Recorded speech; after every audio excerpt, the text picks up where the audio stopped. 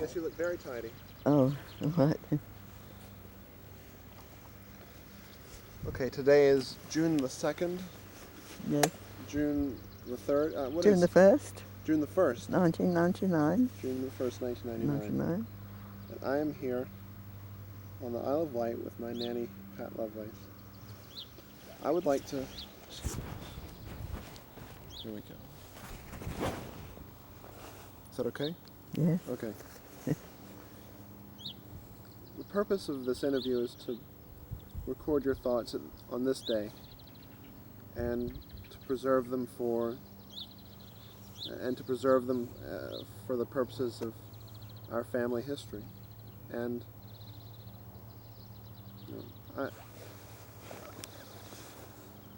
I've had so many wonderful conversations with you, and I just wanted to continue that and really condense them into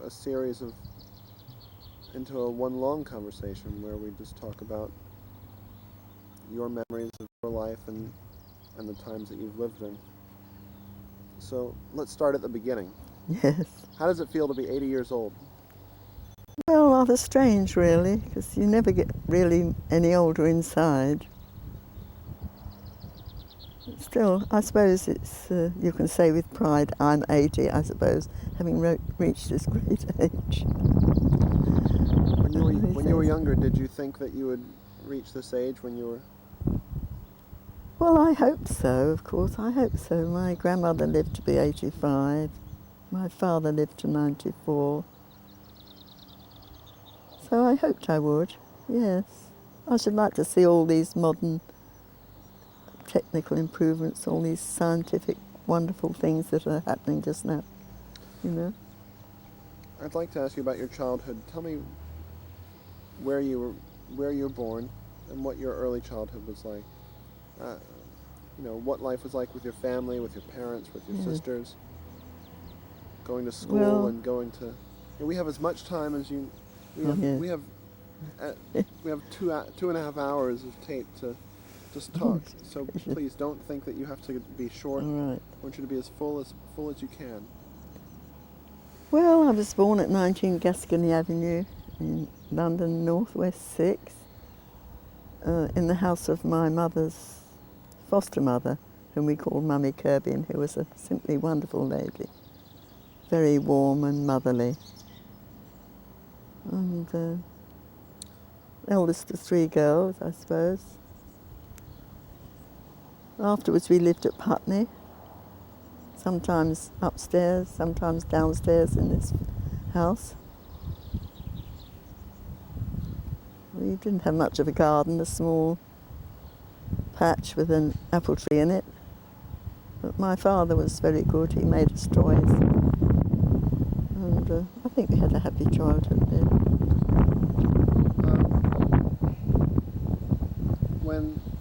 When you were in school and when you were growing up, I mean, this is the 20s, you were growing up in 20s and 30s. What was life in England like that then and as compared to now? In the 20s, yes, I don't remember very much about my childhood. I remember walking to school. In those days, it was quite a long way too, along 2 roads, over the railway bridge, another road, past the garage which had a talking parrot. And we used to have to come home lunchtime. There was a 2-hour lunch break, so we used to walk back lunchtime and then again back in the afternoon, and then... So the headmistress was rather fierce, I remember. Did you enjoy school? Yes, I think I quite enjoyed school when I was little. The only thing I really remember from when I was quite small, I suppose, was the little boy who roughed up to me in the playground and scratched a lump out of my cheek, which scar I think I've still got. Oh. The little boys in those days, I suppose, I don't know if the girls did, they had Friday afternoon when they were caned. We could hear them crying. What, there was the regular punishment schedule? Yes, that was a regular punishment. We all sat in rows, of course, in those old-fashioned desks with the lift-up lids and the seats. Nowadays they sit at tables and chairs in circles Yes. very often. Many of the pupils have their backs to the teacher, or else they're facing another pupil in front or looking sideways, which seems to me strange, but we were always facing the front. I think school discipline was stronger in those days than it is these days. Not I think stronger. so too. Yes, I think it was. Corporal punishment. Yes, I never got the cane, of course. You never got in trouble? No, I didn't. I was a quiet little thing. We used to go down to the park by the river quite often and watch all the boats on the river. There's not much traffic on the river now. In those days there was a lot of traffic on the river. All the docks, London docks, were in full swing, as it were. We often used to go down there to the park, play ball and watch the boats. And Sundays we used to walk up to Wimbledon Common. We always went walking at the weekends. Did you go to church frequently, or did you? No, we never went to church, no. Well, my mother came and said one day that we'd said we'd like to go to church, which we didn't. So we went to church for a few Sundays, but not for long. So you were the oldest of 3 girls. Yes. How did your parents protect you, or you know, I guess it could have been very demanding. What, from my parents? Or Yes, and what, being the first child, your parents have to learn how to be parents. And, and they well, have to be. I've heard that your mother was very strict, and that your father was the nice one. What were your? Yes. Since I'll never meet I knew your father briefly. Yes. But I didn't know your mother. I didn't know your grandparents. Oh, she was a lovely woman. Yes. No, she was. I suppose. Yeah. Yes. No, I think she was lovely and generous, and she managed all the finances she managed well on very little money. We were always well fed, and we always had enough clothes, and we always were warm. We were always looked after. My father gave all his money to her, and she managed as best she could, because women didn't go to work in those days. My father was a quiet old stick, and he left most of the discipline to her. But my mother had a cane, and she used to cane out the back of our legs. Ow. And send us upstairs. What, for talking back to you or fighting with your sisters? Or? Sometimes. I think in the teens, I think I was very argumentative. I remembered having strong opinions, and they didn't agree with my mother's opinions. I can remember falling out quite often with my mother in my teens. What would you argue over? Sorry? What did you argue about? Oh, I can't remember now. Just about I can't remember at all. money or politics, or that she wanted to control your life or tell you what to do, and you didn't. No, I don't think so. Probably quite small things. I expect quite small opinions about different things. I can't remember what we argued about. No, nothing serious anyway. Okay. No, my father was quiet. He only once was persuaded to slap my hand by my mother, and I can't remember what that was for either. Yeah. He only did it once. I remember that. But, What were your parents' like? What were your grandparents like? Your father's parents and your mother's parents? we used to go and see when we moved to Willesden Green, we used to go and see my grandparents once a week. And my grandmother always made fruit cake. She always had that on the go. And ginger wine, that's what we used to have when we went there. And nearly always she amused us by putting out the playing cards for, I think they called it Pelmanism in those days. You put all the cards on the table face down, and then you can pick up one. You take turns to pick up one, and you put it down again, and you have to remember where it was, and eventually make up a suit. If you can get the magic. Just a simple game, but she was very sweet, but she couldn't move much. She was she had a lot of arthritis. My grandfather was a jolly man, with a lovely garden, beautiful grass, and a bright green little shed at the bottom. We used to go and watch him messing about with wood and things. Yes, it was a lovely little garden, and a huge patch of rhubarb, I remember that, and a big patch of everlasting sweet peas. Funny how you remember some of the things. But my grandmother had an old-fashioned copper, of course, an old brick-built copper, which she boiled the sheets up every Monday. They put them in soak on Sunday night, changed the beds on Sunday morning, put the sheets in soak on Sunday night, and then they lit the fire underneath and boiled them up on Monday morning. Did they ever burn them? No, I don't think so. It wasn't that hot. No. They used to have huge old-fashioned mangles then. When I was a little boy, I used to come visit you.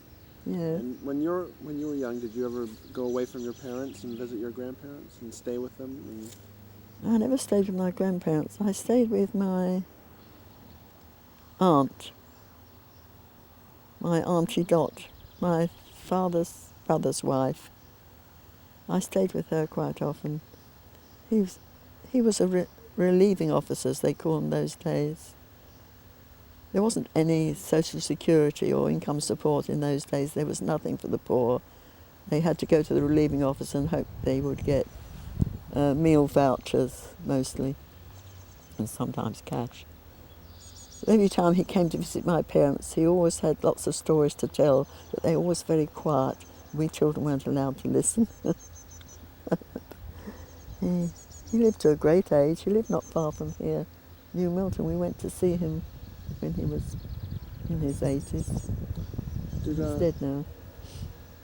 What difference between when you were a child versus the way children are raised now? What are the differences between the way Johnny and Andrew are now? You know the way they are now with their free spirit and they can go out and do what they want.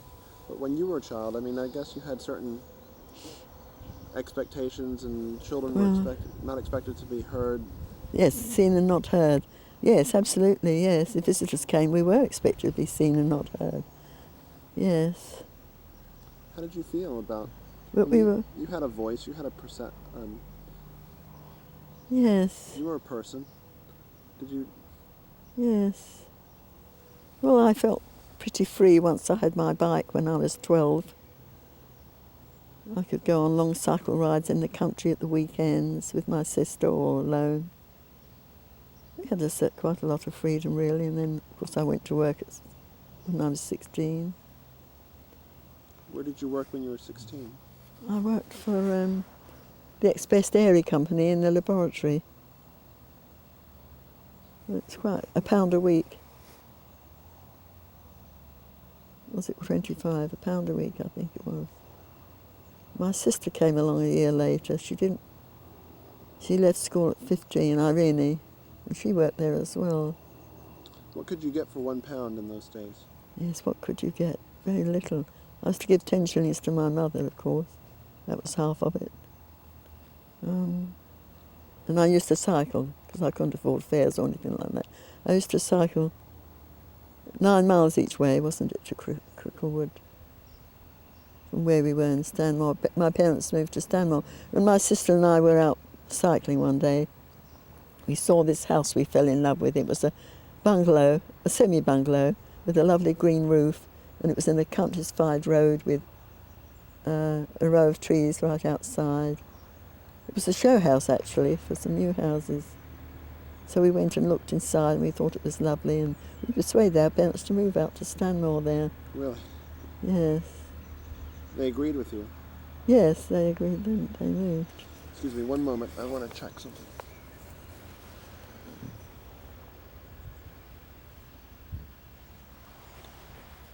Yes, everything's fine. Everything's fine. Oh, good. Yes, that was nice. That was out in the country then, when Honeypot Lane was a lane. Now it's a dual carriageway, of course. It was really countrified there. They all had, there was Blackbird Cross, Row Green, Stag Lane, all had country names. Hay Lane. They were all lanes with countrified names. Now they're all sort of main roads now. It's changed around there now. I bet the bungalow's still there. They eventually sold that and moved, when my father retired, they sold that and moved out to Exmouth, to a jolly little wooden bungalow on the beach. This is It's your real. this is your parents, or Yes, my parents. how did your mother?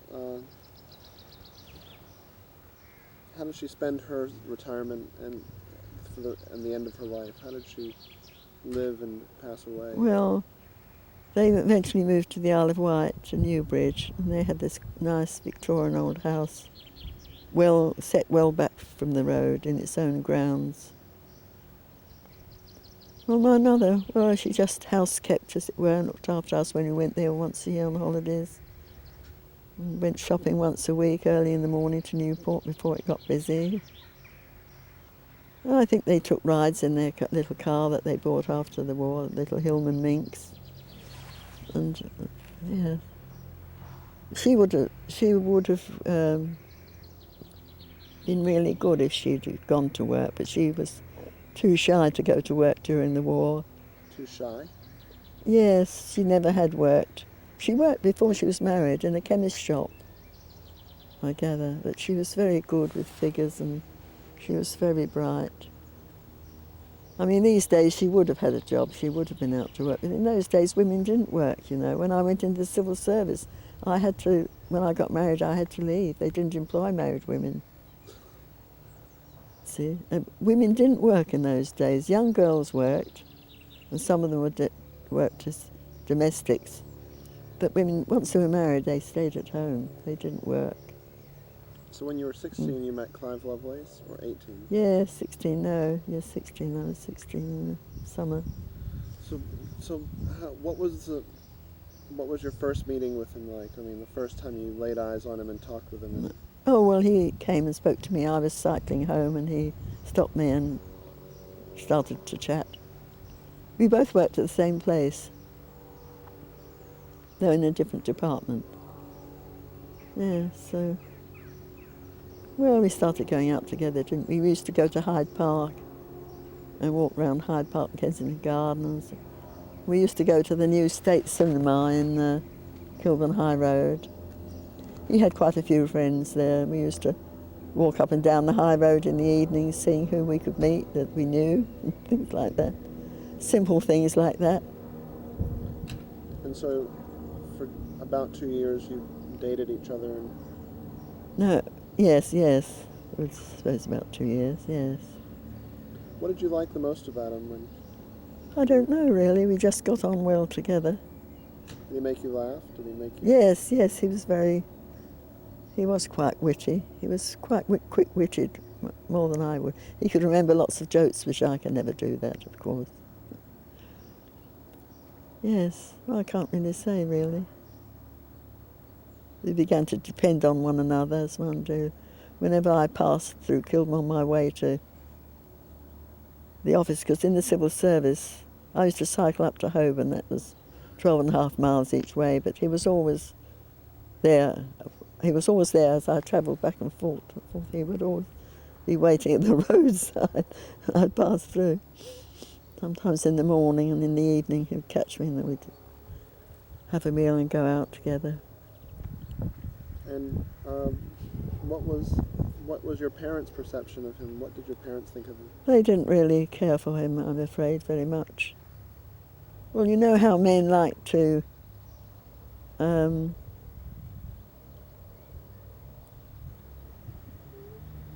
make themselves feel manly, shall we say, by saying the things they can do and the things that they feel. You know, they tend to show off a bit, especially young men. My father, being a quiet old stick, didn't like that very much. My mother was shy of any kind of visitors unless they were relatives. She felt awkward if we took our boyfriends home, so she wasn't very welcoming anyway.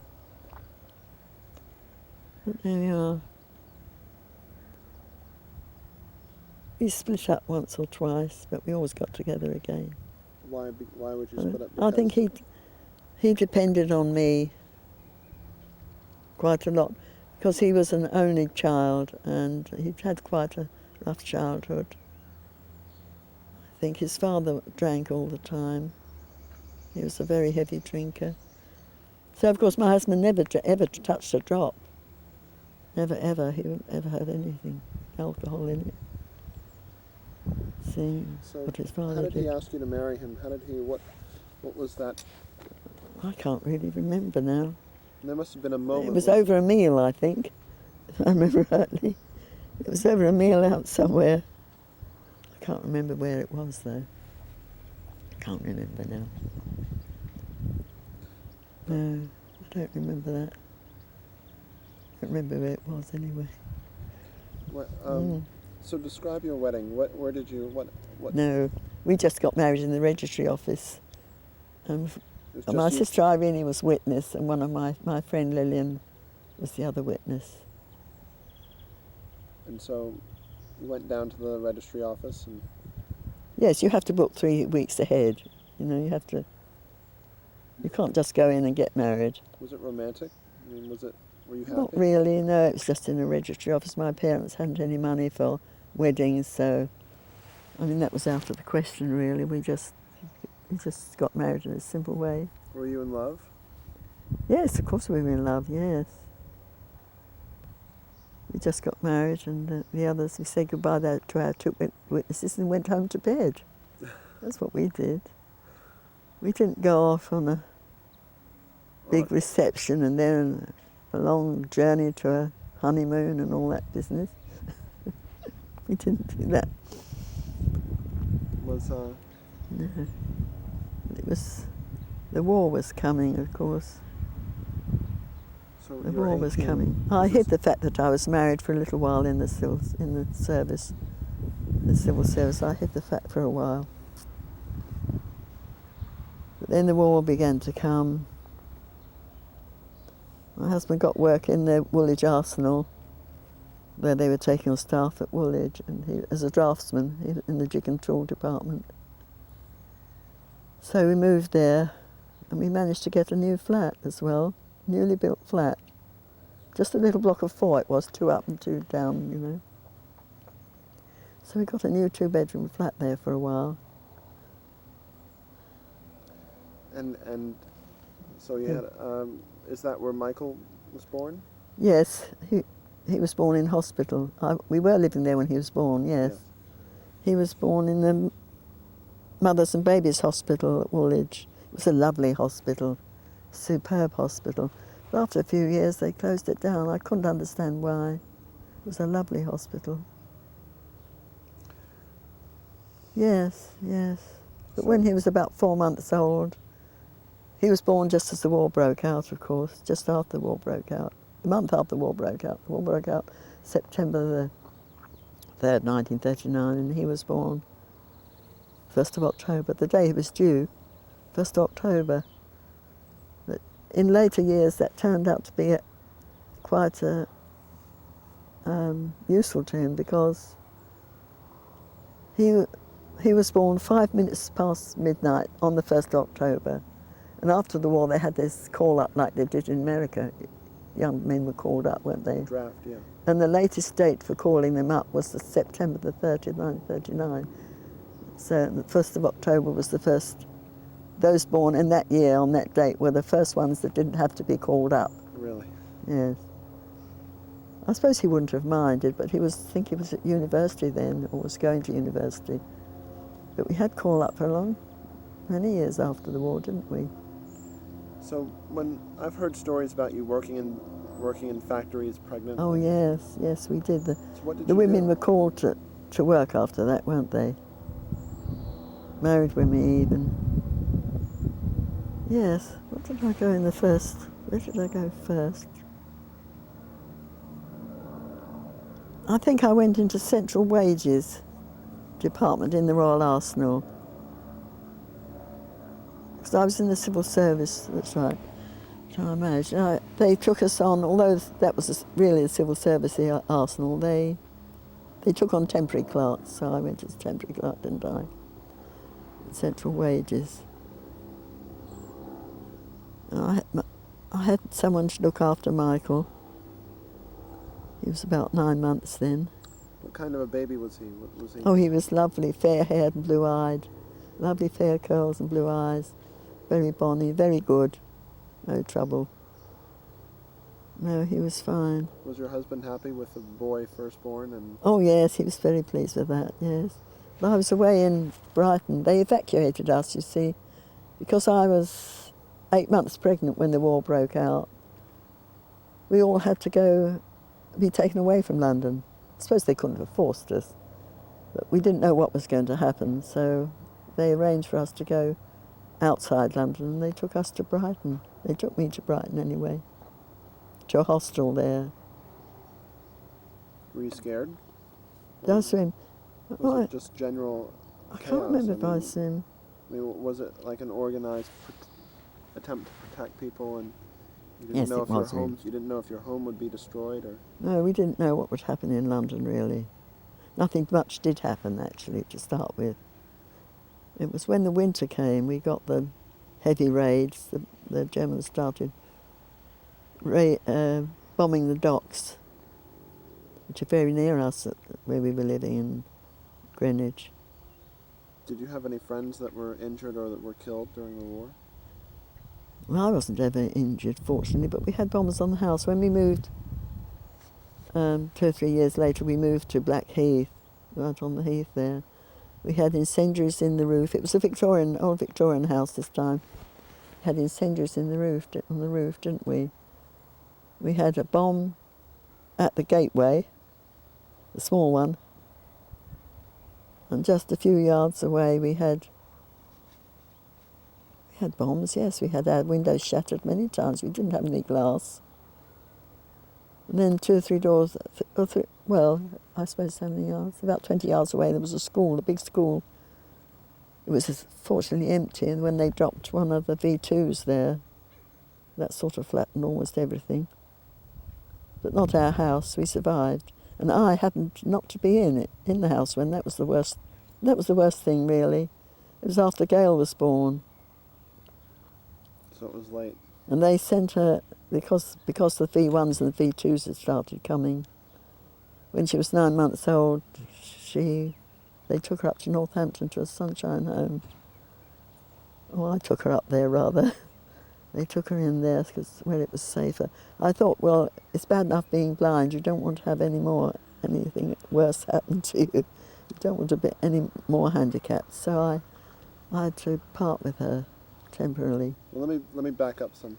So after Michael was born, a couple of years later, Martin was born. Yes, that's right. Yes. And the family just in the wartime. And what was their childhood like? I mean, what's it like? What does a child experience when his country's at war? I don't think they noticed it. Life goes on as usual. When Martin was big enough, I had people who looked after the children when they got a bit older, fortunately, during the day when I wasn't there. But as soon as I got a place, I took them down to the nursery. There was a nursery down the bottom of the hill from Blackheath. It's a long way away. I had to cross the heath and walk down this big hill and get to the nursery, and then I had to take the bus or the tram along to where I was working, either the Arsenal, or I also worked at Harvey's, which was a metalworking firm. Oh, I worked for London Transport as the overhauling those things that stick out the top of trolley buses that go on the wires, you know. Oh yes, trolley buses. connections. Yes, my job on the bench was to overhaul one of those, but I also had a job when I first went there. When we first went there, we were in what they call the cage, we ladies, and we were trained to use the metalworking tools, you know. We were all trained to file flat, which isn't always easy because the file takes the edges off as you put the file across the metal. It'll take the edge off, you know, and you usually get a surface like that. It's file flat. So we learnt to do that. And then I had to overhaul the motors of trolley buses, you know, the driving motor. Yeah. And I had some big equipment, and I had my own mate as well. Did they train you for that, or were you handy in tools and engines and things like that? They train you. They have to train us women, and we got the same pay as the men. I remember it was £4 something a week in those days. So true equality. Yes. There was some true equality in pay. There was... You said that you were paid as much as men? Yes, yes. We were paid as much as the men who'd done their apprenticeships and become fitters. Yeah, we did, yeah. So I sort of changed my job in between the babies, you see. Yeah. I couldn't always stay. So that was quite good. But it was interesting that I had a mate on this job. It was another woman, a bit older than me. She had only one job to do, which was slotting out the commutator, which took her about half an hour. And I wasn't allowed to do more than 2 of these motors a day. The elder chap who was doing smaller ones next to me, when I started doing more, he said, "You're cutting the job up." He said, "The foreman doesn't understand that some of these are difficult and will take you all day, and others you can do in an hour or 2. He won't understand that," he said. "He expects the same number each day." So I had to slow down a bit and speed up another time to fall in with this. But my mate only had half an hour's work on these, so she probably had an hour's work during the day. And the rest of the time she stood by her bench. You weren't allowed to sit down. She just stood there. Oh my God. And that's what she was paid to do. But in those days, of course, all the men had their specific jobs and they didn't overlap. And it was years before they began to realise that one person is more efficient if they have several jobs to do, because it's boring otherwise, isn't it? Yes, I remember. I can't remember her name now. I did in the arsenal. I also worked in the arsenal on the bench as well. But I was put in a gang then, a gang of girls, and none of them wanted the job. They didn't want to be doing that job, so they didn't work very hard. So we never got any bonuses. Yeah. Excuse me, one moment.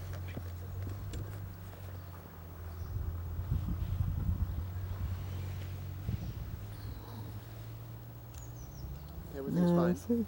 Yes. So on May 1st of 1944, my mother was born. That's right. She was born at Oxford after I'd been there a month or so. Of course, it was wartime again, wasn't it? My sister Irene was there as well.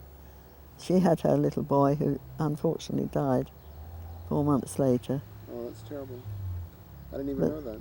She was still, sorry? I didn't even know that that happened. No. Well, her husband was away in Cyprus. He had a lovely time in Cyprus. He didn't even know there was a war on. Though he was in the army, but he didn't, in the RAF, I think. But this happened while he was away, so. But she put the little boy with a foster mother while she went to work, and it was in the summer when there's a lot of flies and germs about. In those days, there were more flies and things about. We didn't have the control that we have these days. Mm-hmm. I mean, there were flies everywhere, and somehow they infected the milk he was given, and he died of gastroenteritis. It's very sad. Alan, she named him.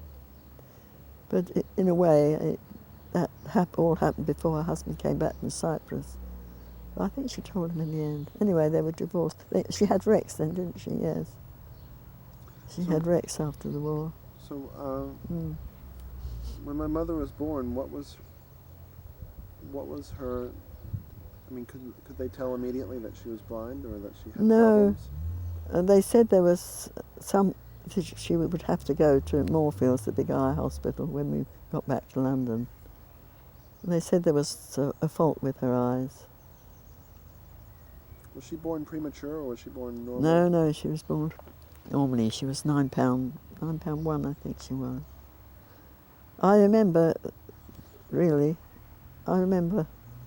that time because it was wartime. There were no anaesthetics, nothing. There was nothing to help you through your labour, and she was quite a long time coming. Oh. I remember that. There was nothing at all. No epidurals? Anyway, you get through it. No, nothing. No gas and air or anything. The hospital really had nothing. The food was very poor. I remember, our supper would consist of one sausage and a piece of dry bread. I mean, really, things were bad in wartime, and there was no clean sheets and things. You had to use. No, they change them every day these days. Now, we were lucky we got them changed every few days. Nice, yeah.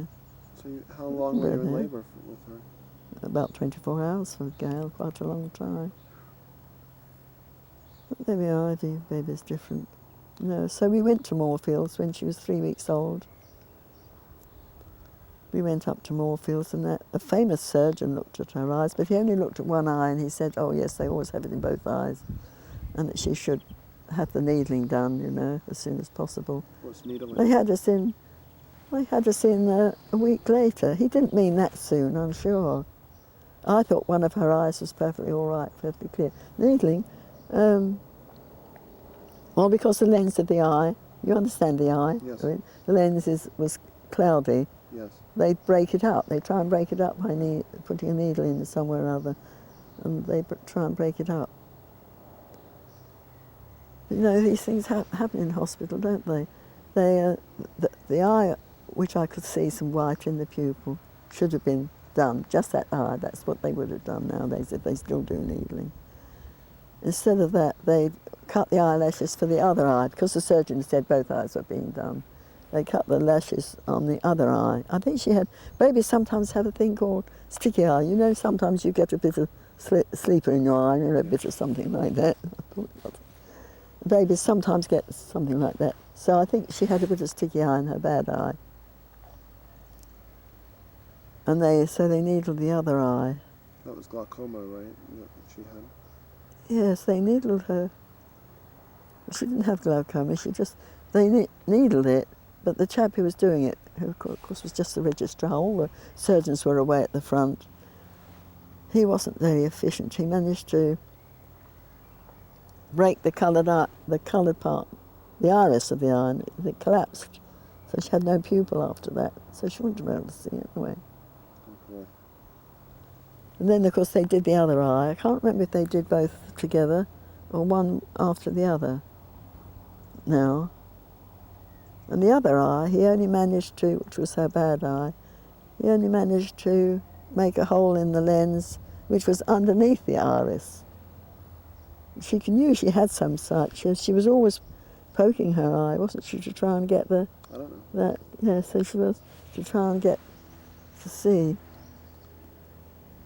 What was what was her child? I mean, like her infancy. You say she was trying to go like yes, that? Yes, not so much when she was a baby, but as she got so older, she was trying to. How did you feel about her condition? I mean, well, I felt sad because they told me that she would be able to see probably in the end. In the beginning, they told me she would. Now these days, they would have replaced it straight away with the lens, wouldn't they? But in fact, it would have been better if they'd left it alone. But then, you know, in those days, people didn't know much about the things, I don't think. You had to accept it. Then when she was 9 months old, because the V1s and V2s were falling, that's right, she went up to Northampton to the Sunshine Home, which was very sad. What's the Sunshine Home? What was the Sunshine Sorry? Home? What was the Sunshine Sunshine Home? It's run by the RNIB for children. She was safe up there anyway. She was safe up there.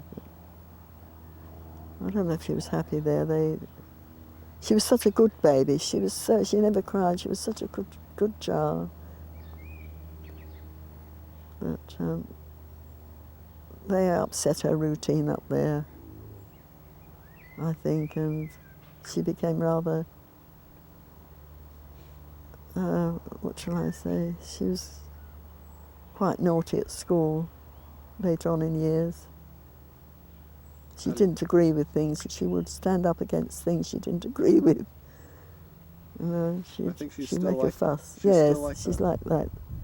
But as a baby, she was absolutely sweet and peaceful and laughing all the time, rosy-cheeked. How did Michael and Martin treat her? Were they happy? They looked after her, of course, as everybody did. Everybody did. Whenever there's a new baby, the older children, they deal with a small amount of jealousy, but a certain amount of love and affection. They were actually away they went away for a couple of years in Wales, to a nursery in Wales. You had this choice, really. I had the choice of going away with them, I suppose. But I didn't really want to leave my husband because he was in what they called a reserved occupation. He was needed in the arsenal, you see, because he was on munitions, draftsman engine control.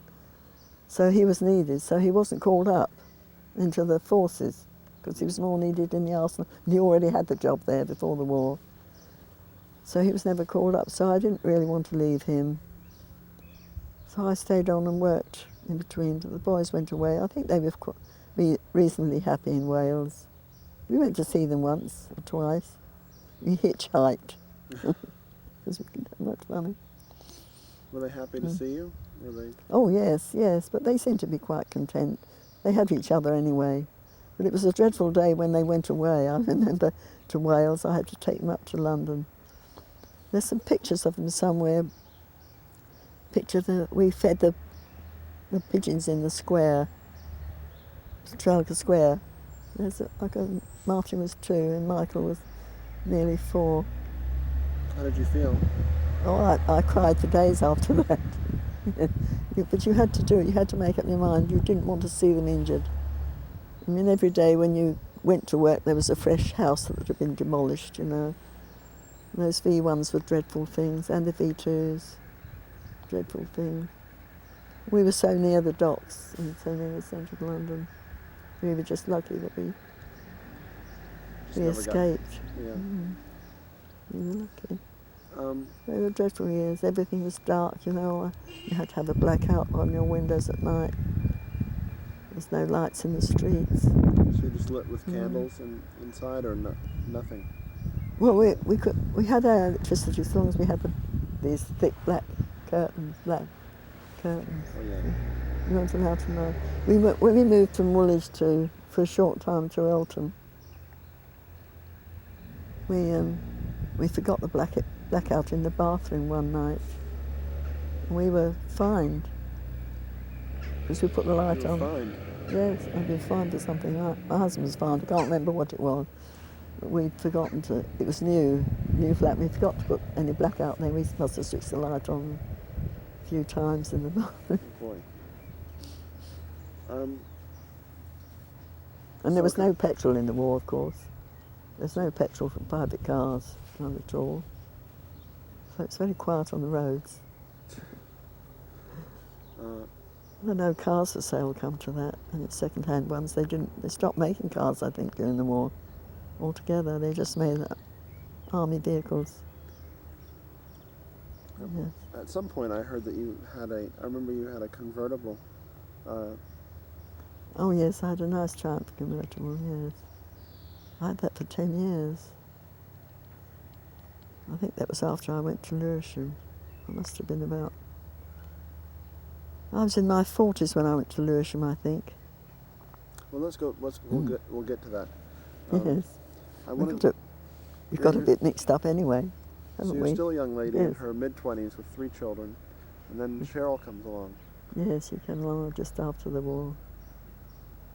And Then I did stay at home. They all came home from the war. Gail came back from the nursery, and boys came back from Wales. Yeah, so I didn't go to work then for a while. Gail eventually had to go to a special school, which was residential. They didn't educate blind children any other way, except residentially. But my husband used to go and fetch her home every weekend on the back of his motorbike. yeah, I remember her telling me that she used to ride motorcycles and Yes, that's hold right. on to his waist. He used to strap a belt round the 2 of them, you know. Yes, she was very plucky. She didn't mind. She was so good when she was home. She was so good and sweet-tempered. She was no trouble. But apparently she was very naughty at school. Maybe She was obstreperous. In fact, it was so bad that they didn't think that she'd be able to go on to the... In England, the bright ones, the bright children go on at 11 to secondary school, you see. And there's only one for blind children at Chorley Wood. And it's very doubtful whether they would take her there. She had to go there on 2 days probation, as it were, to see if they could put up with her. How did you... When she went there, they put her up a whole class because she was so bright. Really? But she was, I remember them They had to go to church in a crocodile every morning, every Sunday. A crocodile? You know, walking 2 by 2. Oh, yeah. You see. And she complained one day that Sunday was a day of rest. So they said, all right, so you can go and rest. So they sent her back to bed. So I understood, but you know, so she hated music because they wanted her to learn it all by braille before she played it. She could play it by ear, you know, and there was things she didn't like about the music teacher particularly she didn't like, I know. She wasn't really happy there, she didn't like it there very much. It was quite strict. They had a little outdoor swimming pool, and I bet it was freezing cold when they went swimming there.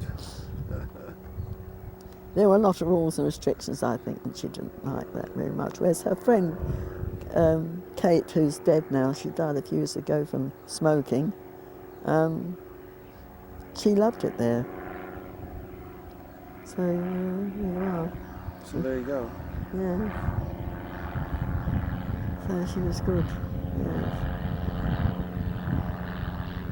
Let's wait for this plane to pass. It's coming through on your microphone, too. Just wait one moment.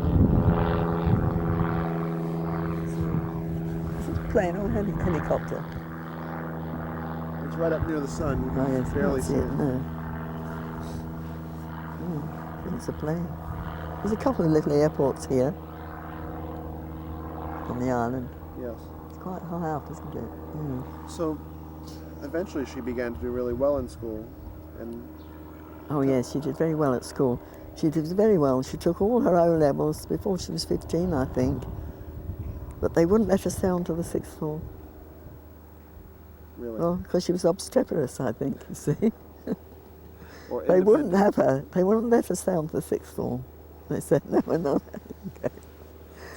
So she came back, and fortunately just nearby they'd started up the first comprehensive school that the government decided to have these comprehensive. They decided to, instead of having the secondary modern, which was technical, and what was the other one in the middle, and then the county schools, which were for the bright ones. Instead of having these separate schools, they'd have everything all together, you see, so that they could move from one stream to another. If they were bright or liked something especially, you know, they could transfer. Those that were technically minded, if they turned out to be academic, they could move over. Of course, it never worked out like that, because by the time they realised that they'd like to move over, they'd missed all the groundwork. Yeah. So it never really worked out in a way. It was the first comprehensive, 2,000 girls it was, with a lovely headmistress. This is the Kidbrooke School? Yes. So they took her there when she was 15 or 15ish. And she went straight into the 6th form, which is not like a... Hello? Yes, thank you. Yes. How are you? Yes. You look as if you're in the south of France. Sorry? She said she looks... You look... You look as if you're in the south of France. Oh, south of France. Yes. Yes. No, I think it's lovely here. Thank you. Monday, they might be waiting for the mobility bus. No, it's Tuesday, isn't it? No, it only comes on Monday. So, she did do really well. She got her picture in the newspaper. Oh, she did marvellously well. Well, at the 6th, she was doing German as her main subject, and the teacher there was a lovely teacher, and the headmistress was good. She said they made her a prefect, and she knew if the children were being naughty at the bus stop and all that sort of thing. She went back and forth by herself. Somehow she got on the bus. I expect I put her on the bus. But she managed to travel back and forth. Yeah, she won the state scholarship, didn't she? She won the state scholarship and went to... Oh, when she was 16, I think the local welfare officer arranged it. She arranged a trip for her to go to France. To stay with the family at a farm. Did she know French at that point? Yes, we all learned French, and most of us learned French. All the county schools, everybody learns a bit of French. So she would. Yes, she was supposed to be going to help the 15-year-old daughter there with her English. But in fact, it was the mother who was more interested in learning the English. The daughter wasn't interested at all. But she enjoyed it there, I think. She said they used to have these, in the evening there'd be about 20 people around the big farmhouse kitchen table, and they had all these separate courses, and they would spend the whole evening really eating these separate courses that they have in France. And she had one unlucky experience though, because they decided to go to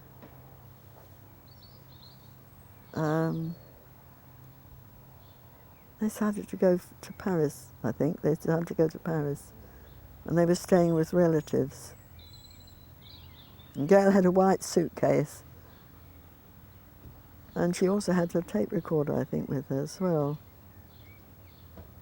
And they had to put their luggage, I think they had to put their luggage on the outside of the car. I'm not quite sure now. Anyway, the Algerians at that time were revolting. And they think it was the Algerians who stole from the car. But they stole Gail's suitcase. So she was left with nothing but the dress she had on and her shoulder bag, which I'd carefully arranged for so that she had everything with her in the shoulder bag. Not a very big one, but she had her documents and money and things like that. Did she come back right after that? No, they stayed there 5 days and they put her in a different hotel every day, every night, because there wasn't any room for her at the relatives. She was in a different hotel every night. I thought it was just amazing how well she did. She got back all right in the end, of course. She's had some experiences, Gail. She was 16 then. Yeah. When she was young, she had. She told me that she used to roller skate. She used to be able to see. Oh yes, she used to roller skate. She roller skated at North House when she was there, didn't she? Yes, and we used to go up to Eltham, or her brothers used to take her up. There used to be a little rink at Eltham, not far away from our house in Eltham Road. And she used to sail around this rink on her own. Yes, people used to avoid her, the other skaters. But eventually, of course, it got rowdy, didn't it? All the yobbos came in and upset everything, like they do, and it closed. It was a shame. She was good at skating, yes. Was she liked. Did you feel protective, that you needed to protect her, or that you needed Oh yes, to help?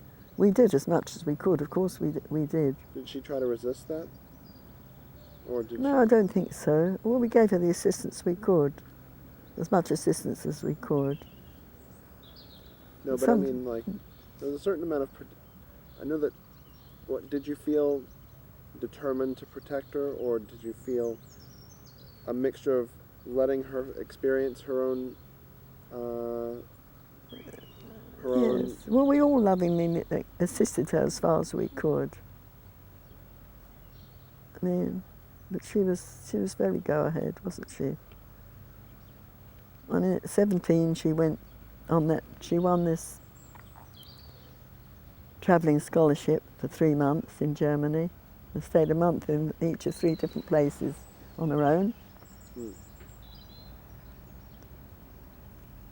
Well, I must say the headmistress at the school she went to, Chorleywood School, where she was unhappy, she was very brave in many ways, because it was in the country, similar to here, with country lanes. And she would let the girls walk into Rickensteth in twos, even if they couldn't see. Really? They would go. She would let them go. And I expect there was a path. There must have been a path along there. There wouldn't have been right out in the road, but... Did they use a cane? Did they use canes then? Not that I know of. I don't think she ever used a cane at school. So they just had visual impairments, but they weren't sightless. They could see well enough. Some of them, I suppose, some of them perhaps, some of them could. Well, Gail had a vague perception of light and shade. She had at least, and there was one time when she had glasses, and with her one eye, because one eye was, when she was away, she had an artificial eye. The eye was taken out, wasn't it, when she was away? When she was about 3. So she had an artificial eye from that time. But the other eye had a bit of sight. I remember she could, at one time, she could even with great difficulty and magnification see a bit of print. She could see colours, I think. But she didn't have them much. But yeah. She did marvellously well at university, and she did so well. She did absolutely marvellous well. Of course, she went to Germany again when she was at university. She went for a whole term. Yeah. At university. She went with a girl in a wheelchair.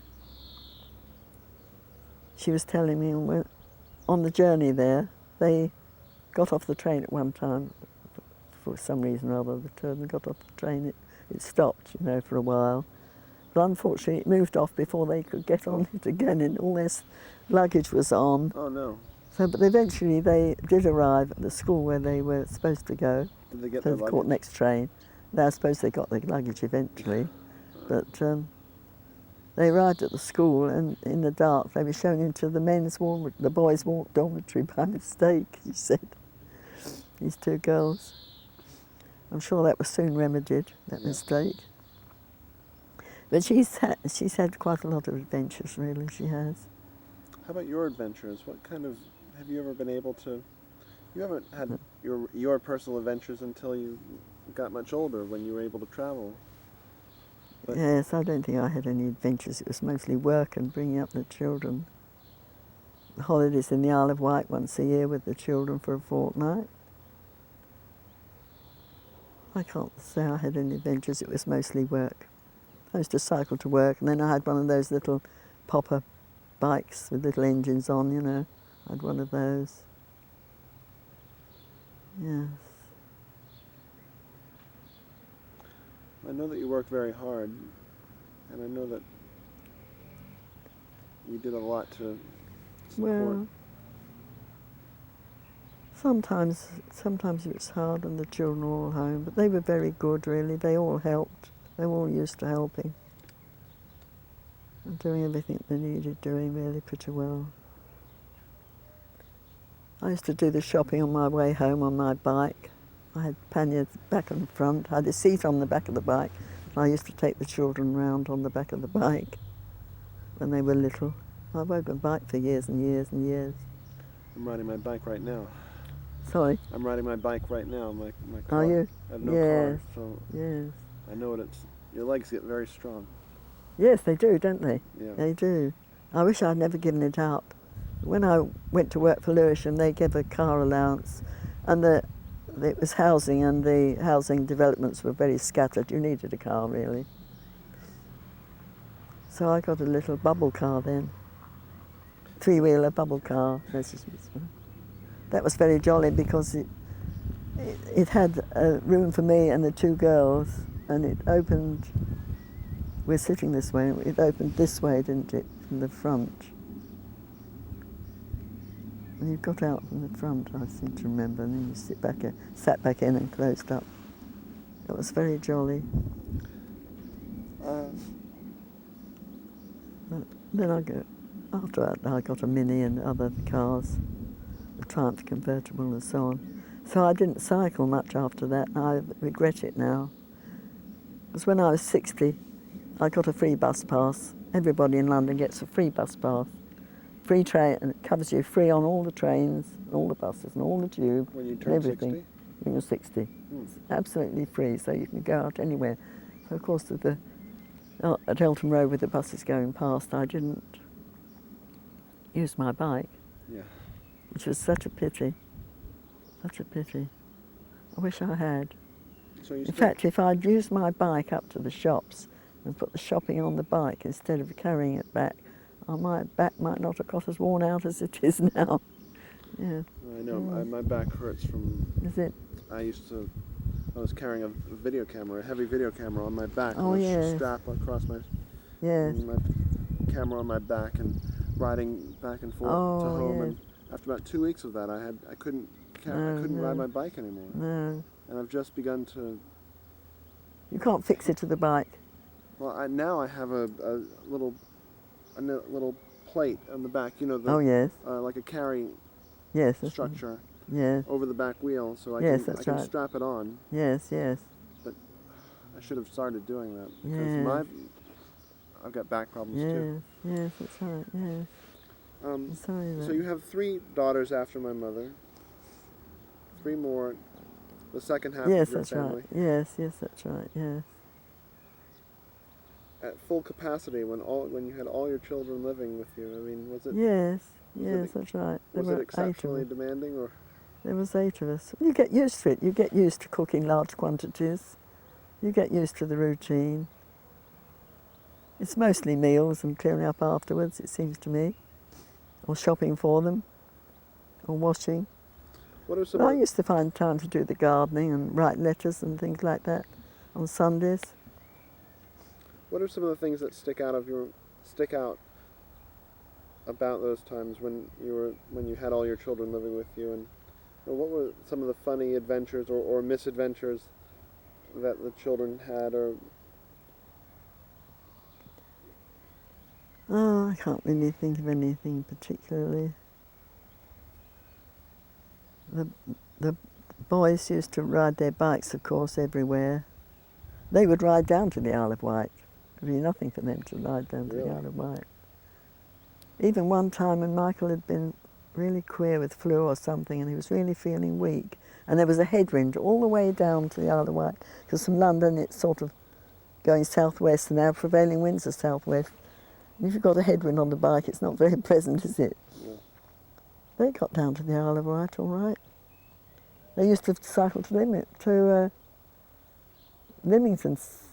Yeah, Leamington. That's not right. Leamington. They used to cycle to Leamington, come across on the ferry to Yarmouth to go to my parents' house, which is about 4 miles from Yarmouth. That must have been well, if it's a 2-hour drive from London to the coast, it must have been maybe a 4-hour bicycle ride, maybe even 5 at least. Oh yes, it would take them all day. Okay. Take them all day. But I used to be a great cyclist. I used to cycle for my holidays. I couldn't afford anything else. I cycled down to around the south coast quite a lot.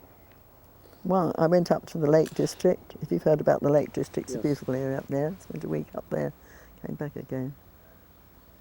And it was before I was married, and I was anxious to get back to my then boyfriend, of course. And I was at Whitby Bay. I remember walking along the edge of the sea in the shorts. Okay, yeah. All right. See, I'm never alone in this place. You know, I always get loads of visitors. It's a bit surprising how many people come for some reason or other. Yes. I'm very interested in your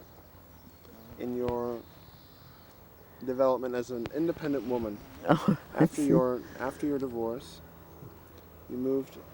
You stayed at Eltham Road, but you began to travel. When I was 60, I did. Yes, that's right. Yes. So where I went to Kuwait first. Yes, that's right. Kuwait. Kuwait. Why'd you go to Kuwait? Because Michael was working there. Oh, okay. He was working on a big tanks for desalinated water, big reservoirs for desalinated water, and the pumping systems and everything that go with it. Yes. It's a very interesting place because it's Arabic, of course. The weather was really tremendously hot, especially when you got into the car, of course. Everybody has to have big American cars there because the Kuwaitis have got the right of, they're always in the right. There's an accident, they're always in the right. Yeah. So you have to try and protect yourself as much as possible with a tough American car. Did you, when Cheryl moved to Zambia, you moved, or you lived there for about a year at one point? Yes, after I stayed in Kuwait for a month with Michael and Jackie. That was really interesting because it was before the war, of course, with Iraq. And you could go out into the desert and you'd see the pipeline running across the desert, and nearby would be the camels grazing. Yes, or the... Did you ever ride a camel? Not in Kuwait. I did in Tunisia, yes. And we had a holiday with Serena. We went down to the desert on a 2-day trip. We saw the cave-dwelling Berbers. Lovely. They've got nice apartments in their caves. And we went down to the desert to see the sunrise. It was perishingly cold, freezing. They gave us the Arabic robes to put on, and we set off on our camels. Of course, the sun didn't. It was dark then. Unfortunately, it was cloudy, so we didn't see a nice sunrise. But it was interesting. The camels were led. Apparently, they were frisky because it was that time of the year, and they were young ones, so they had to be led and kept in control. But it was interesting, yes. The desert sand is just like face powder. It's so fine. It's not like the sand on the beach. It's really very, very fine. So you can imagine how easily it blows about into sand hills. But it was really freezing cold at night. This was in Tunisia? Tunisia, yes. We just went there for a week's holiday. I think we had a week there. Serena and I, yes. They speak French there, of course. What was your favourite vacation? Oh, I don't know, really. Mexico, I think. Tell me about Mexico. Mm. How Mexico long were you is there lovely. for? What did you... About 4 months, really. I went down there, didn't I, after your mum has got well from her accident. So I'd already been in Washington for quite a few months, and I went down in March, didn't I, and stayed at New Orleans for all the grand Mardi Gras parades, which were absolutely fascinating as well. You had these huge floats with so many people on them. They're all throwing necklaces and badges and things all the time. You come back with lots and lots of necklaces. Did you have lots of necklaces? Yes, lots and lots. I think I've given them away since then. Very pretty. There's a parade every day, every evening, every day and evening there's a parade. With the big one at the end when everybody dresses up. Even the men put sheets on and pretend they're Roman togas or something. You know? Yeah. Everybody dresses up and paints their faces. And they judge the success of the final day by the amount of rubbish they collect from the streets afterwards. So I'm told. That was an interesting place, New Orleans, very interesting place to go. And I went down to Mexico after that. I just caught the bus, I think.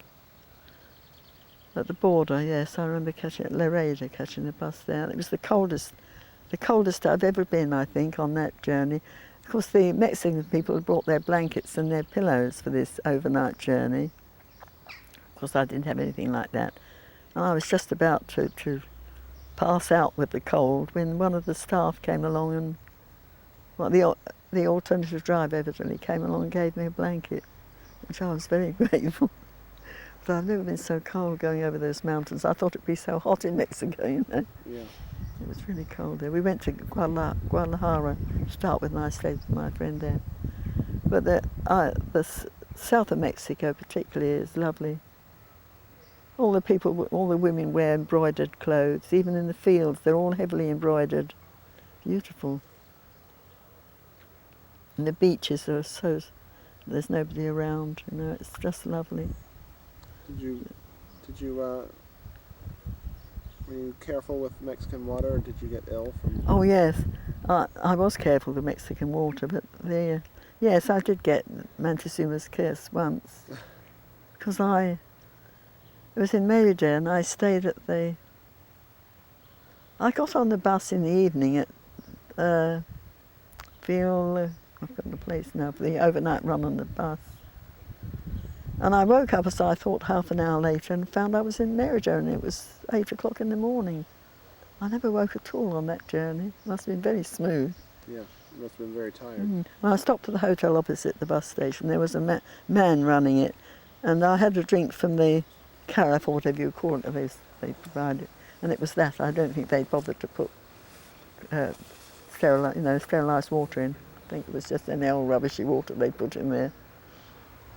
Well, I managed to survive. I got over to Isla Mujeres before it really attacked me badly. So what is this story about a Mexican cab driver? I don't remember that. What were they talking about at the I don't know reunion what they were talking about. What did Martin say? I was trying to remember what he did say. He was talking about your adventures, he said you... Oh yes, that one. Oh, was it Mexico? Well, what I usually do is... Yes, it must have been Mexico. I used to go by bus, and then when I got off at wherever I was going, there's usually a taxi at the Bus station. Then I used to say to the taxi driver, is there anywhere cheap and nice that I can stay, you see? Because they speak Spanish in there, which I don't, but most of them speak a bit of English. And he said, well, they're all full up or something or other. He said, you can come and stay at my place. So we arrived at his place, and his wife was there, and his mother-in-law and his daughter, and they put me up for the night on the couch somewhere in the living room. They couldn't speak any English either. And I remember having a shower in their funny little cement place outside. And they gave me some food, and I gave them some money. And the next morning he took me back to back to the station, I suppose. But he was lovely. That was a lovely family, I thought. No, you have to take a few chances, really, when you're, and Mexicans are so nice. You know, I think you have to take a few chances if you're a woman, really. And if you're getting on like I was, you don't have to worry too much, do you? Right. Because any time you get into a cab abroad, you could be taken anywhere, couldn't you? So You have to use the cabs because you don't know your way about. You don't know where the hotels are. Usually they're very good. They'll take you to a hotel that they know of, and you know you can. Usually you were there for 4 months. Yes. Usually, mostly other times I could manage to find my own accommodation, or through hearsay, or your fellow travellers will tell you where they've stayed before, or where it's cheap. Yes. I found foreigners very nice. I've always found them absolutely lovely. They've always been lovely, courteous and respectful and polite. I've never had any bad experiences. I've always found it wonderful and wonderful. Me too. Yes, yes. But you haven't been to New York. Yeah, I've been to New York. You've been to New York, but... And New Yorkers have been around in other places, and they are loud and brash, there's no doubt about it. You can tell a New Yorker who's travelling somehow. Yeah. But most of the people, of course, are lovely in New York. I stayed with Laurel, you know Laurel, she's lovely. I stayed with her several times. She calls me her second mother. She was invited over here to the party. I invited lots of people, but I didn't really think they'd come, but you never know if people are planning a holiday in England, do you? Yeah. They'll come. And you can but invite them. Where else have you been? Like, what, have you been to Japan or the Far East, or? No, I haven't been to the Far East, unfortunately. You've been to India? Have you ever been to India or the Middle East? No. I should like to go there. I thought one day I might get to Hong Kong, as Jackie's got relatives there, but I don't think I will now. No, Australia's lovely. Australia's a nice place. They're all nice. Fiji was lovely as well. Fiji was super. I've been up to Alaska, to Juneau. What did you do in Alaska? Well, I took the boat up from Seattle. I stayed with my friend Yolanda, whom I met in Mexico, and who's just been over to visit me. And I got on the ferry, which goes up between the mainland and the islands, offshore islands, the Inner Passage, I think they call it. We stopped at several places on the way. That was super, actually. That was a super trip. Really super. We ended at Juneau.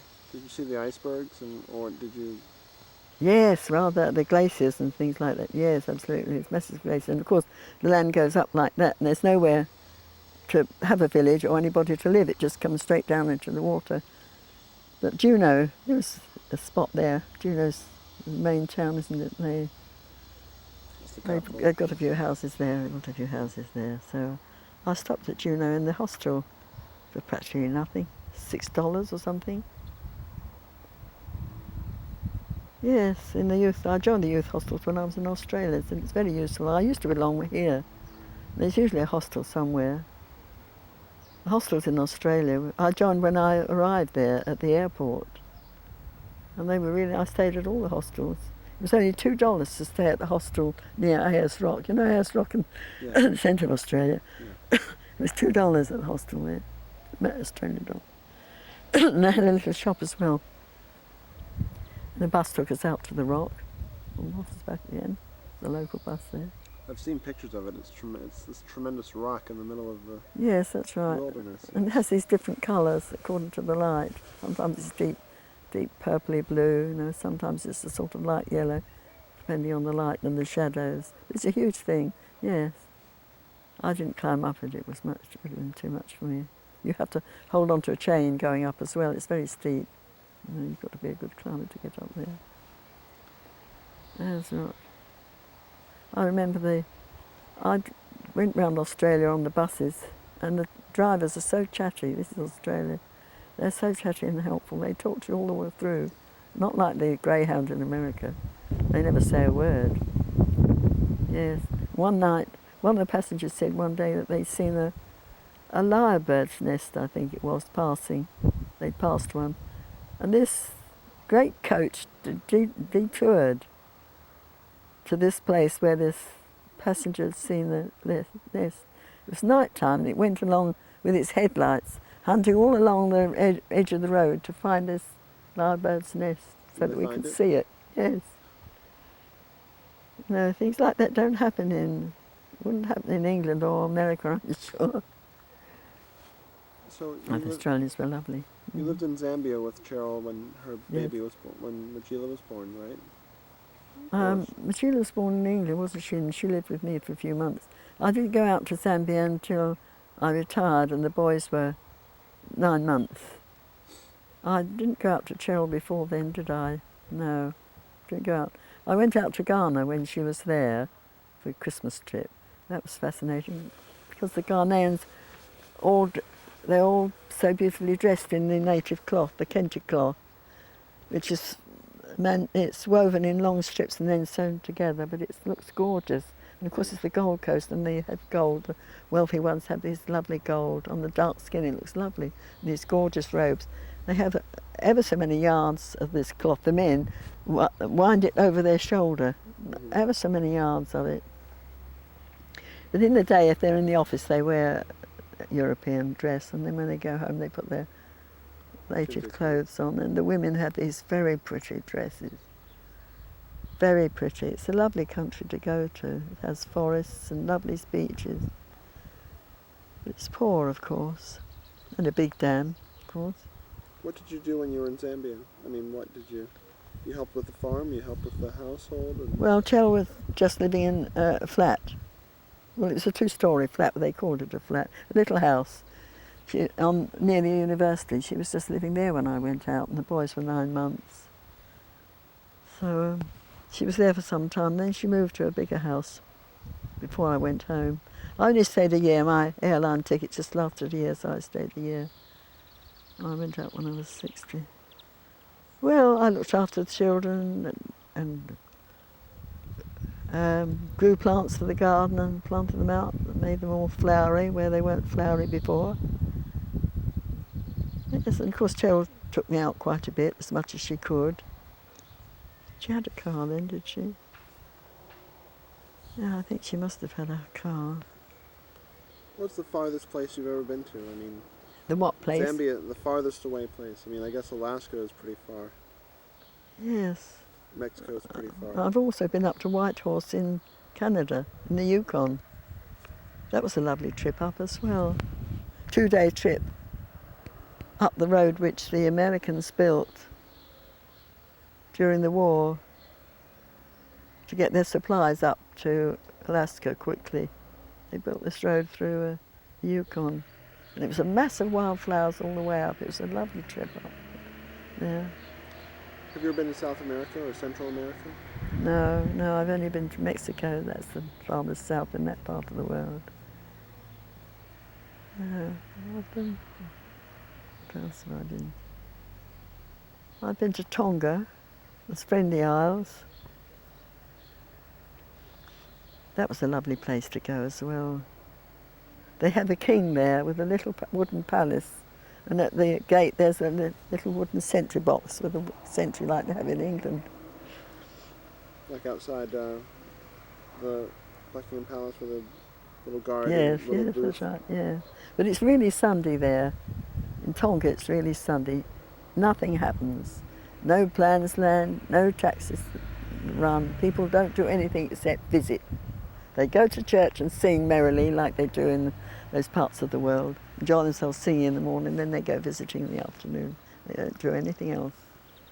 I was taken out on one Sunday by some friends on a boat, seaward, and the lad of 10 wasn't allowed to fish until we were out of sight of Nuku'alofa, the main town. But it's lovely and peaceful, you know, when it's like that. Yeah. Lovely and peaceful. Because we don't, yes. I'd like to know some of your thoughts about social issues, like political issues. You know, how do you regard the past 20 to 30 years of British government? Oh, well, I didn't like the Thatcher regime at all. All she did was make the rich richer and the poor poorer, which was like it was when I was a child. It got more evened out during the war and after the war.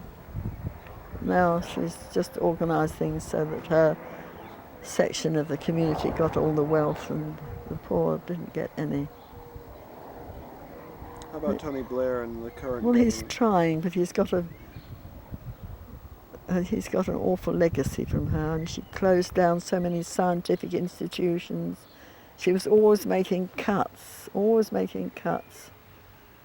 We've inherited her system really now because so many places are so finance conscious. They've followed her lead, they've cut the staff who are now working overtime, and so the unemployed are now making the government very poor, and they're miserable because they haven't got jobs. But she's got this sort of money-orientated situation. Everybody's trying to get something a bit cheaper. Most of us would be glad to pay more taxes if it meant more social services. We don't want our social services cut. And apparently in France they have lovely social services because people like paying for them. But here we're supposed to be cost-cutting the whole time. And in Scandinavia, they have high social services too. Sorry? Scandinavia, they have very high Yes, quality that's of right. Yes. social services. Yes.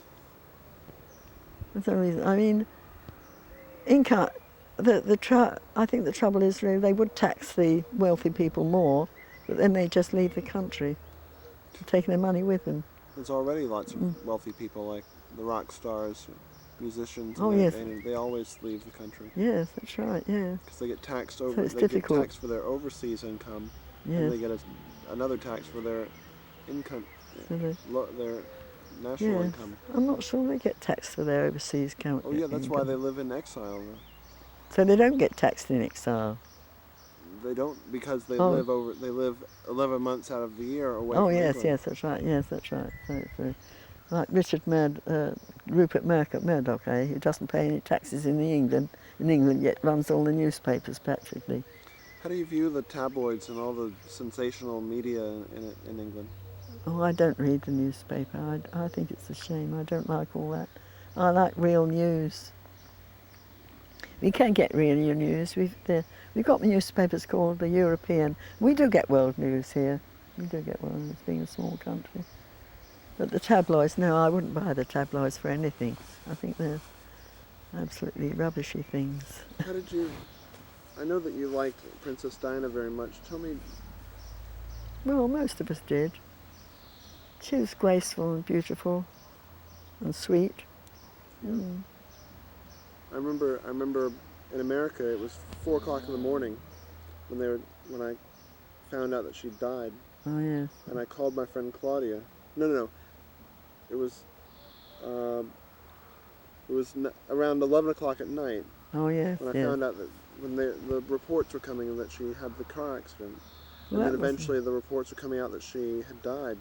And I called my friend in London and told her that Princess Yeah. Diana had died, and Yeah. it was 4 o'clock in the morning. It was, Oh, yes. and then yes. everybody woke up. I guess you didn't hear. You also woke up that morning and Yes. found out that Yes, she'd that's died. right. Yeah. What was that like? Well, we were all horrified, I think, and unbelieving. But there we are. Yeah. The quantity of flowers that were left outside the gates of the Kensington Palace and other places was just tremendous. Seas and seas and seas of flowers. Yes, well, everyone was sad. She was a great asset to the country, and the media were very fond of her because she was beautiful, and they were sorry to see her go, weren't they? Oh, yeah. Just so they almost Mm. caused it. Oh dear. Hello? It's my mother. Yes. Okay. Okay. Bye. I'll call her later. Oh, yeah. My mother was just calling just to check up. Oh, just to check up. So, Just to check up, yes. you have this wonderful little garden. You've always had nice gardens as long as I've known you. Yes. Why do English people, why are they so active in gardening and landscaping? I think it's Well- wonderful, but why? Well, I suppose we all like to see things grow, don't we? We all like to create things if we can. And plants are so obliging because they mostly grow by themselves once you've started them off. My arm is getting very warm. Oh dear. Yes, I don't think it's very strong here though. It's not like the tropics, fortunately.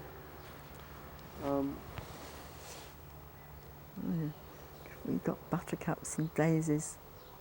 Well, they're gonna Until he cut comes to Mosen Town, them. yeah. But they'll grow back, I guess. Yeah, there's this mower over there. Yes, this is lovely. What sort of background have we got? Oh well, if you think it looks nice. We're waiting for the lilies to come out in that bed there. They make a nice show. So now you're a great-grandmother. Yes, several times over now, nearly. 2.5 times. Yeah, 2.5 times. 2.5 times. Yes. Are you constantly surprised by the growth and perpetual growth of family, and generations? Well, no, because you hope they'll grow. You hope you'll see. You hope you'll see your grandchildren and great-grandchildren. It's nice. Yes. Well, I got 6 wonderful children. Really, they all did so well. All went on to university and got their postdoctoral degrees as well, and they've done really well. All of them. Yeah. Even my grandchildren are doing very well as well. They've all done well, including David and Ellen. Well, we've had a Yes, nice, sir. wonderful talk. So I appreciate your time. Oh well, I'm afraid it's a bit scrappy. No, But still, it's fine. well, I appreciate you taking the trouble, David. Yes, this is the Good most for important you, part sir. of my trip right now. Did you? Oh, thank I you. would like to force you to talk more, but I'm not going to because. Oh, it's all right. But I wanted us to cover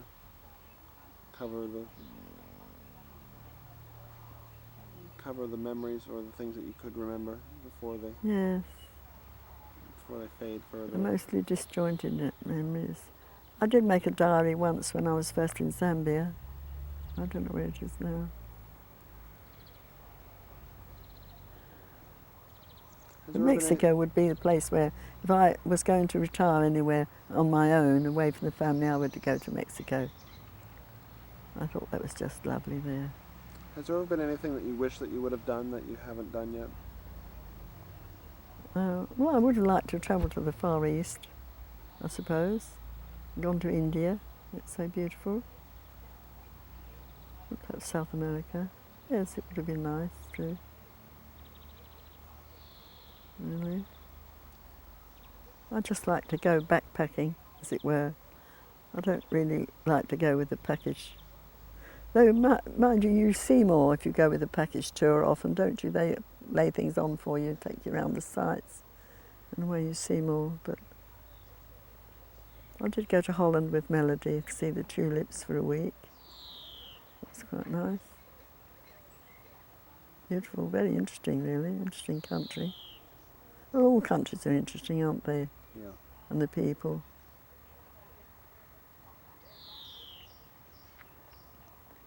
Yes, it must be really nice to be able to travel more, especially travel for your job. That must be lovely, mustn't it? Yeah. Travel for your work. Like David Attenborough or somebody like that.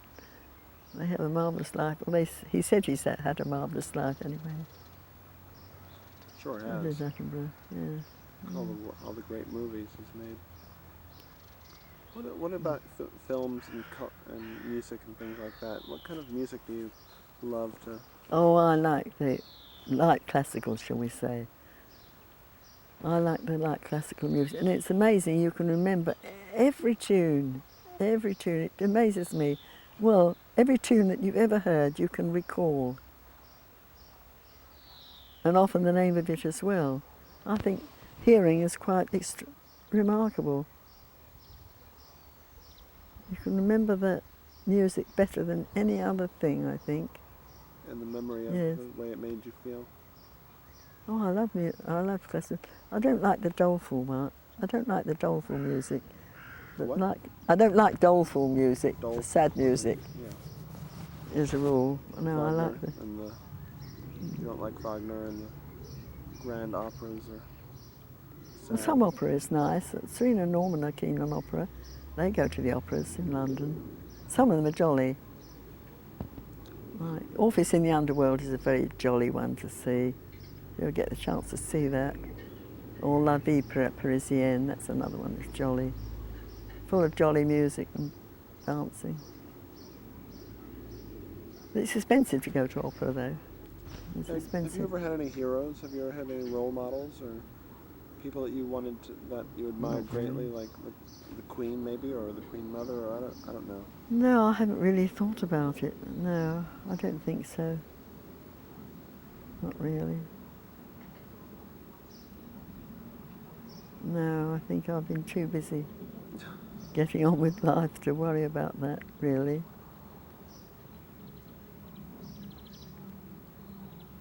No, I don't think so. In your next lifetime, what would you like to come back as? What would I like to come back at? I don't know. What would I like to come back at? A goldfish? No. I remember David Bellamy saying he'd like to come back as an ant. He's a famous natural history man. As an ant. No, what would I like to come back as? Oh, one of the birds, I suppose. Would be quite nice. Wouldn't it? Yeah. Yes. I never thought about reincarnation anyway, so... Do you believe in that sort of thing? No, not really. I'm a scientist by nature. I like the scientific things, really. Do you believe in the spiritual side or the existence of a spirit? Sorry? Do you believe in the spiritual side and the existence of spirits? And I think they could exist. I mean, when you think of all the things that are in the air now, I mean, all these magic waves that are going through us as well, aren't they? Look at all the radio programs that are going through us now, Yeah. except that we're not picking them up. It could be spirits. I think there could well be spirits. Just because we can't see them with our particular eyes doesn't mean to say they're not there. I think there could be spirits about there, yes. Have you ever felt have you ever had a dream where you felt like you were right with somebody or your parents or Perhaps occasionally, but I can't remember now. You do feel their presence sometimes. Yes. Well, can I ask you a favor? Yes. In 30 or 40 years, when I'm older and I have little children, will you help them? Oh, yes. Of course. Yes. We had a famous medium here, and I remember her saying that one of her spirits, or one of the people that came through to her through the spirit, said it was so lovely being a spirit because she could visit her daughter in Australia any time. Would be wonderful if that was so, wouldn't it? Mm. Well, I believe in that, and You? Mm. and your life has been a very precious thing to me, and I want you to stay close to me. Oh yes, I'll do my best. Yes. I'll do my best. Clear the path for me in the spirit world. You could be up there with my grandfather someday. Yes. I feel like he's with me. I feel like he's on my side. It's very strange, isn't it, the feeling that people are there. How do you feel about death and about the end of your life? You're in fine health now, but... Yes. Well, I haven't really thought about it. Really. I haven't thought about it. Just like going to sleep, isn't it? It's no different to going to sleep. If you're not in any pain. Yes, it's you hope that you don't die in pain, don't you? Yeah. I hope I don't choke to death. That's my fear of choking. I do occasionally. And you remember that time in Washington when I was just coming down the stairs and it was just a blob of saliva got into my windpipe as I came down the stairs. Yeah. I couldn't get my breath back. I got it back in the end, of course. I always do so far, but there's always the feeling that it won't because... I remember you were... Yes, that's right. You can't try and draw breath and there's fluid in the way. Yeah. It's very strange, and I try and avoid any sudden movements like that. Sometimes when I'm really thirsty and I drink some water, well, the first drink it goes down the wrong tube. Oh, it's awful, isn't it? Yes. It's awful. Not so bad when you're young because you're sure it won't happen. But now I feel, because once you're choking, you can't speak or anything. You can't draw breath. You can't cough.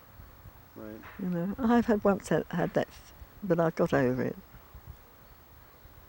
That's the only thing I think, that I might die suddenly from choking. Well, but otherwise, I don't really think about it, really. You'll probably be older and older than any relative you've had. I mean, so what word? You'll probably be older and older, and your father was 94 when he passed away. Yeah. Oh, I told the family I was going to live to 105. Well, I hope so. Who knows? The average age for women, I think, now is 85, isn't it? Those that survive. 85 in England. What's the key to a long life? What do you think? Oh, I have no idea. Oh, I've never thought about that, David. I've never thought about that. I guess it's a combination of lifestyle and genetics, or... Yes, genetics perhaps. I mean, some people are destined to die young, and some people can live for a long period of time no matter what they do. I think the good food you're given as a child must make a big difference. Yeah. Being well fed as a child and trying to eat sensibly, I suppose, when you're older. But you can't always afford to do that. Bit of exercise, as much exercise as you can, especially when you're young, I think. Even when you're older, look at Martin. He's so fit because he plays so much tennis. He's 58 in July. He doesn't look like it. He looks like he's in his early 40s. Yes, and even Michael. Yes, even Michael looks pretty fit. They go and play squash, and they do. I think, yes, the more people can play games and the more exercise they can get, the better, really. Maybe it was all that bicycle riding. Yes, probably. I was very fit then. Yes, cycling or anything like that. Less reliance on the car, perhaps. Yeah. Yes. And I think eating slowly as well. Preserving your tum. Making sure that it lasts out. Yeah. I think he's about to start again. Yes. All right. Well, let's take a little break. Yes. Okay. Right. Are we finished then? Yes. What do I say? Are we still recording? Yes. Oh, well, I'm going to... I should say that it's lovely for everybody to have come to my party and to have had so many visitors as well. Well, Yeah, we came super. because we love you. Yes, yes, yes, and I love you. Yes. Thank you, David.